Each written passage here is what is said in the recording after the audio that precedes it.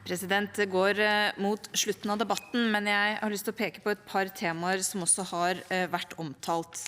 Det ene spørsmålet jeg hadde til utenriksministeren om Putin og det russiske lederskapet skal stilles til ansvar i et eventuelt tribunal.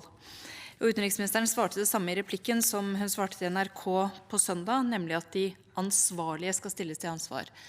Jeg mener det viktig at Norge sender et veldig tydelig signal om at dette også naturligvis skal gjelde det russiske lederskapet, som ansvarlig for den blodige og brutale angrepskrigen mot Ukraina. Så jeg også opptatt av å snakke om de fremtidige forsvarsbudsjettene og langtidsplanene. For som forsvarsministeren helt riktig sier, dette jo en planleggingshorisont som strekker seg relativt langt fram av naturlige årsaker. Og med det vi har snakket om her i dag, om viktigheten av styrket forsvarsbudsjetter, viktigheten av forbedret operativ evne, så må jeg si at jeg overrasket over de signalene regjeringen sender i forbindelse med mandatet for et nytt fagmilitært råd.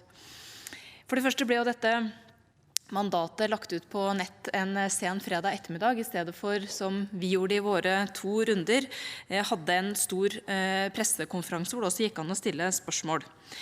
Det som overrasker meg at mens de 2 foregående fagmilitære rådene har hatt som mandat å utrede ulike varianter av økte budsjettildelinger, så foreslås det nå i mandatet at en av utviklingsbanene forsvarssjefen bes om å utrede altså, sitat, en utviklingsretning med et bevilgningsnivå lavere enn forutsatt i vedtatt langtidsplan. Jeg veldig undrende til hva poenget med å sende det signalet i den situasjonen vi nå. Det blir ikke sendt noen sånne signaler i Solberg-regjeringens tid, og jeg synes det rart at det kommer akkurat nå.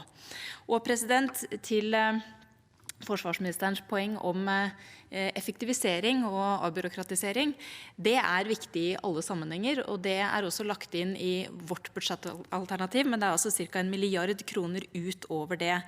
Men også i mandatet til det fagmilitære rådet så står det at forsvarssjefen bes å se på å realisere allerede vedtatte effektiviseringsplaner, pluss å se på områder med ytterligere effektiviseringspotensial utover vedtatte planer. Det kan jo ikke bety annet enn at også denne regjeringen opptatt av at man skal bruke midlene effektivt, og at man legger til grunn, akkurat som vi gjorde, at det selvfølgelig skal være sånn at midler som frigjøres i forsvarssektoren også skal kunne brukes til høyere prioritert aktivitet i forsvarssektoren.